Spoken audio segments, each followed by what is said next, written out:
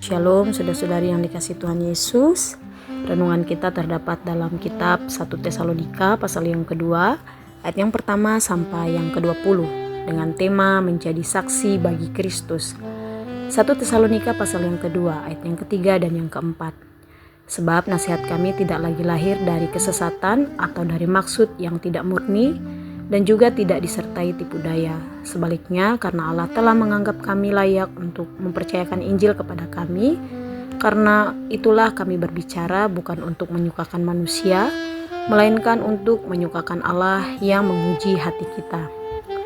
Pertumbuhan iman jemaat yang ada di Tesalonika menjadi sukacita Paulus bersama dengan rekan sekerjanya.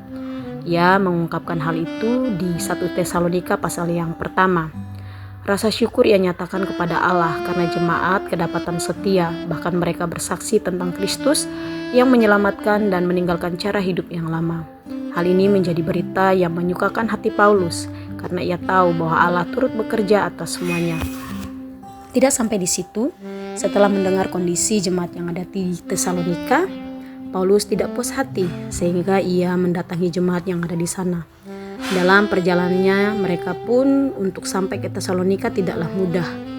Ketika mereka sampai di Filipi mereka dipersulit, tetapi sekali lagi Allah turun tangan menolong Paulus untuk bisa berjumpa dengan jemaat yang ada di Tesalonika.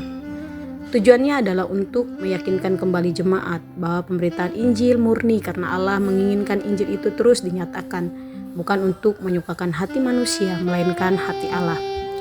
Apa yang Paulus lakukan dalam pemberitaan Injil semata-mata karena kemurahan Allah. Paulus ingin orang banyak, baik orang Yahudi maupun orang Yunani mendengar kabar baik, sehingga senantiasa memberitakan hal itu. Bahkan ia bayar harga untuk waktu, pikiran, dan tenaga, karena ia sadar hidupnya oleh karena kemurahan Allah, sehingga ia tidak jemu-jemu memberitakan kabar baik itu. Saudara-saudari yang dikasihi Tuhan Yesus, setiap kita menjadi orang percaya mungkin dengan berbagai versi. Ada yang melalui mimpi, penginjilan yang dilakukan oleh orang lain, kita mendengar dari TV atau siaran, dan yang lainnya. Yang jelas, setiap kita mendapat kemurahan Allah untuk mendapat kasih karunia-Nya. Setiap kita sudah memperoleh kasih karunia itu. Selayaknya hal itu kita sampaikan kepada orang-orang yang belum percaya, agar kasih Allah semakin banyak dirasakan oleh banyak orang. Jadilah saksi bagi Kristus. Demikian renungan firman Tuhan.